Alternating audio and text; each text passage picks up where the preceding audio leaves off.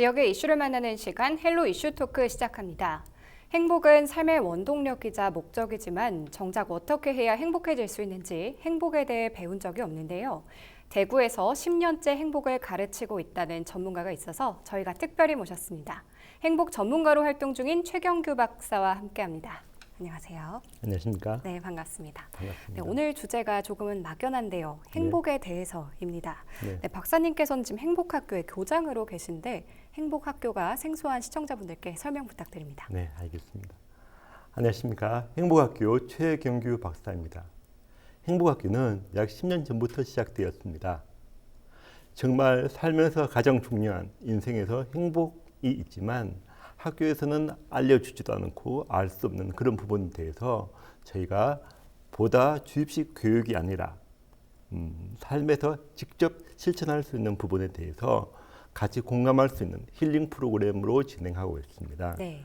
코로나 이후에는 비대면으로 진행하고 있기 때문에 국내뿐만 아니라 해외에서도 줌을 통해서 온라인을 통해서 같이 수업을 진행하고 있습니다. 네, 그러면 행복학교를 설립하게 된 계기가 있을까요? 네, 마침 작년에 어느 스님께서 저에게 똑같은 질문을 하시더라고요. 왜 행복학교를 만드셨습니까? 라고 말이죠. 행복학교를 만든 이유는 네. 제가 여러 질문과 여러 대답을 해보았지만 그 스님께서 저에게 하시는 말씀은 본인이 박사님이 행복해지기 위해서가 아닐까요? 라고 하시더라고요. 네. 실제적으로 그게 참 맞는 말인 것 같습니다. 제가 지금까지 여러 나라를 다녀보았지만 결국은 사람의 몸과 마음이 행복하고 평온한 상태가 가장 살기에 적절한 행복의 상태가 아닐까 생각을 합니다. 즉, 저 같은 경우에는 대학교와 석사, 박사를 마쳤지만 네. 심지어 석사, 박사에서도 심리학, 철학에서 행복을 가르쳐 준 데는 크게 없더라고요. 네. 그래서 보다 구체적으로 제가 공부하고 경험한 내용들에 대해서 짜임새 있게 공부를 해서 가르쳐드리는 일들을 하고 있습니다. 네. 그러면 행복학교를 운영하시면서 보람 있거나 기억에 남는 순간들 있으세요? 네, 보통 제가 강의를 거의 매일 하는데요. 네. 강의를 하고 마치고 난 다음에 저를 찾으시는 분들이 항상 계세요. 물론 그 강의 동안 실마리를 찾았다, 고민이 해결되었다 하시는 분도 많으시지만 어떤 분들은 참 공감이 된다, 힐링이 되었다는 분도 많으세요. 네. 약 한 5년 전인데요. 포항의 한 할머니께서 제 강의를 들으시고 참 고맙다고 하시면서 참기름과 뜰기름을 주시면서 네. 그때 인연으로 아직까지도 같이 함께 소통하고 공감을 나누고 있습니다. 그게 참 좋은 기억인 것 같습니다. 네, 행복 전도사로서도 활동을 하고 계신데요. 그럼 이번 질문은 좀 중요할 것 같습니다. 박사님은 글도 쓰시고 강연도 하시고 방송도 하시면서 24시간이 굉장히 바쁘실 것 같은데 박사님 행복하신가요? 저는 그 질문이 항상 어렵더라고 보니까 네. 저도 인간인지라 항상 대인 관계에서 좀 변곡점이랄까 좀 힘든 상황을 맞게 됩니다. 네. 그렇지만 제가 다른 사람들보다 조금의 차이가 있다면 아마 회복 탄력성이 남다르지 않나 싶은 생각을 합니다. 네. 똑같은 사건, 사고를 할지라도 보는 시각을 조금만 달리하면 우리는 그것을 좀 더 행복한 스트레스로 만들 수 있기 때문이죠. 네, 회복 탄력성 말씀해 주셨는데 어떤 건지 짧게 설명만 부탁드릴게요.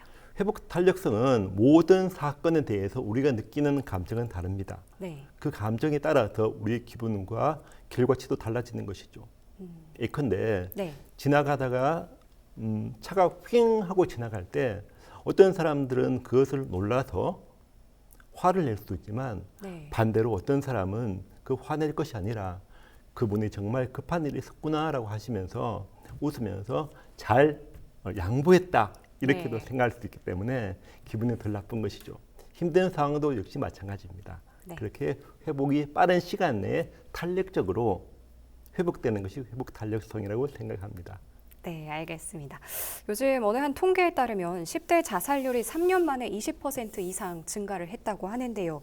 실제로 학생들이 학업 스트레스나 우울증에 걸리는 그런 숫자가 늘고 있다고 하는데 청소년들이 행복해지기 위해선 어떤 게 필요할까요? 네, 보통 질풍노도의 시기라고 하지 않나요? 청소년들을. 저 같은 경우에는 몇 가지 측면에서 좀 보면 좋을 것 같아요. 첫 번째로서는 하드웨어 측면으로 제도적 좀 보완이 좀 되면 좋을 것 같아요. 네. 청소년들에게 좀 더 안정적인 좀 보완 조치를 제도적으로 하면 좋을 것 같고, 소프트웨어적인 측면으로 봤을 때는 주위에 좀 더 따뜻한 관심과 네. 보살핌이 필요하지 않을까. 그리고 마지막으로 청소년 본인들에게도 남들과 비교하지 않는, 그리고 자존감을 세울 수 있는 그런 부분으로 스스로 노력하는 부분이 좋다고 생각합니다. 그러한 이유로 네. 자존감을 세우기 위해서는 저는 책을 좀 보라고 좀 권하고 싶어요. 아, 왜냐하면 요즘 보통 지하철이나 버스를 타면 어떠신가요? 보통 핸드폰을 이렇게 보고 계시지 않나요? 그렇죠. 저는 좀 책을 보는 학생들을 참 기특하다고 생각하는데, 우리가 좀 프레임에 맞춰진, 예를 들어서 유튜브나 SNS 같은 경우에는 우리가 일반적으로 흡수할 수밖에 없지 않습니까? 일방적으로. 그렇지 않고 인생의 선배인 작가와 그리고 다른 사람들의 말을, 글과 책을 통해서 보았을 때 좀 더 인생의 폭, 사고의 폭이 깊어지고 넓어지지 않을까라고 생각해 봅니다. 그런 의미에서 청소년들의 문제점도 스스로 조금 개선될 수 있지 않을까라고 생각을 해봅니다. 네, 최근에는 학생들뿐만 아니라 학부모, 그리고 또 나아가선 학교 선생님들도 행복학교를 찾고 있다고 하는데요. 어떤가요? 네, 맞습니다. 마침 제가 작년 같은 경우에 교육청에 교육감 표창을 받았어요. 네. 그때 받았던 이유가 뭐랄까요? 지금 저 같은 경우에는 중고등학생들 강의도 하지만 학부모 역량 교육도 하고 선생님에 대해서 강의도 하고 있습니다. 네. 마침 다음 달 같은 경우에는 경주에서 학교 행복학교가 운영이 됩니다. 아, 직접 학교마다 말이죠. 예. 그렇기 때문에 제가 직접 가서 강의를 하고 행복학교의 필요성에 대해서 제가 강의를 합니다. 그때 제가 보았을 때는 선생님들이 먼저 행복해야지만이 우리 학생들이 행복하고 공부 역시도 능률이 오른다고 저는 생각을 합니다. 네. 최근 들어서 많이 교권이 낮아지고 있는데요. 선생님의 자존감을 찾으면 찾을수록 아마 삶에 대해서도, 그리고 우리 학생들에게 가르쳐 주는 그런 부분도 좀 더 폭넓어지지 않을까라고 생각을 해봅니다. 네. 제가 좋아하는 말이 있어요. 그 스트레스의 대가 한스 셜리의 박사가 말했습니다. 스트레스 자체가 나쁜 것이 아닙니다. 다만 그것을 어떻게 보고 어떻게 해석하느냐에 따라서 달라진다는 것이죠. 네. 그래서 저는 이번 기회에 보다 선생님들께서 좀 더 행복해지는 좀 시각을 좀 가질 수 있도록 좀 도와드리고자 합니다.